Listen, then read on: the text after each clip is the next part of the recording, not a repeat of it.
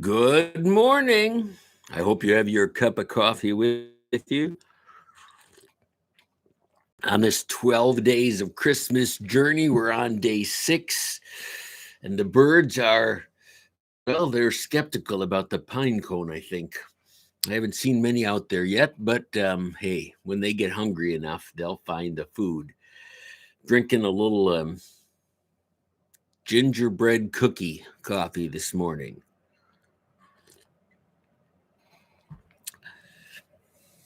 The jury's still out on the flavor of the day, but while I have you here today, I need to tell you that, as we study scripture, there are certain things that we learn about people that are in the Bible.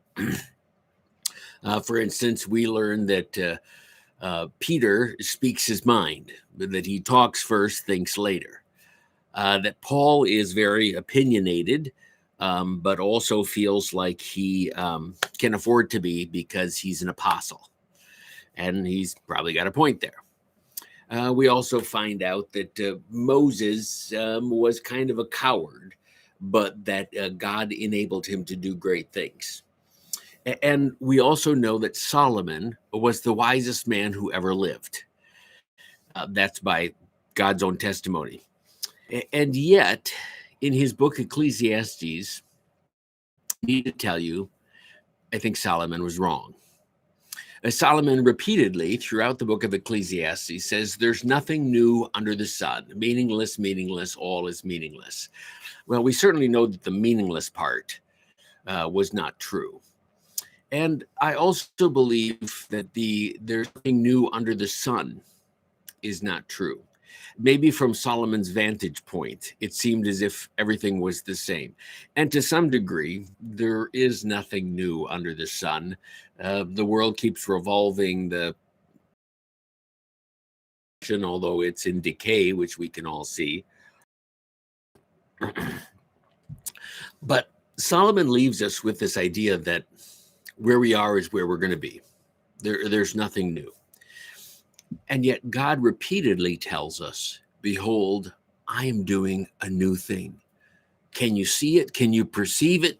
He says through the prophet Isaiah. In the New Testament, Paul talks about the transformation that we are undergoing, this change that we are undergoing.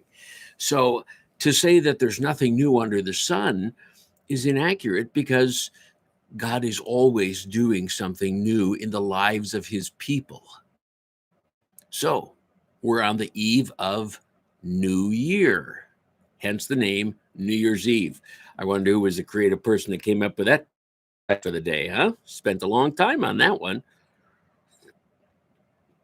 Well, on this New Year's Eve, as we venture into a new year, I hope that you enter the new year full of expectation, full of hope, full of anticipation of what God can do.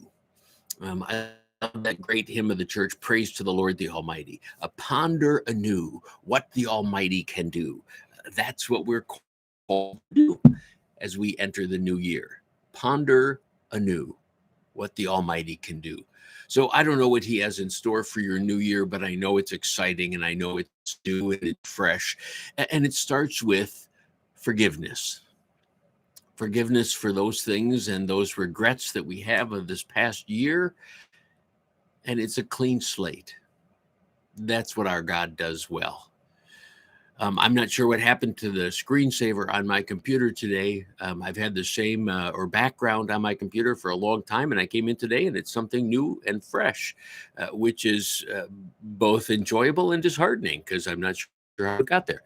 But it's a picture of a fresh fallen snow in a forest, and the snow is just perfectly laid out, and it's beautifully white. That's our God. He does new. He says, I take your sin, I cast it as far as the east is from the west. I take your robes, though they be as scarlet, and I make them white as snow. He's the only one who can take blood and make things white. Take that tide, see if you can get that stain out. Well, Merry Christmas and Happy New Year and blessings as you roll into yet another year. In fact, let's pledge in this new year to be so expectant of what God will do that we're going to make sure that we don't miss anything.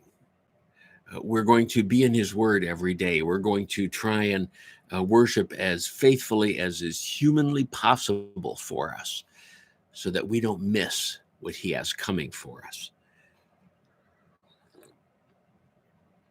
Oh, and by the way, with all of our resolutions, by what is it? 15th of January, we'll have stumbled and fallen.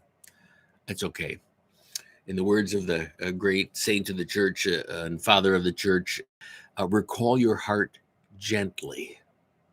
That's how God recalls us. Recall your heart gently and rest in His forgiveness and grace. I love the meme I saw the other day on Facebook that someone has a new business plan. They're going to open a business called Renew. And for the first 30 days of January, it's going to be a fitness center. And after that, it's turning into a wine bar. Yeah, that's how those commitments go. Well, here's to a fresh new year, fresh fall and snow, fresh everything. Let's begin again because our God does new. Can you perceive it? Well, my prayers are with you in this new year, and we'll see you next year. I love saying that, like once a year.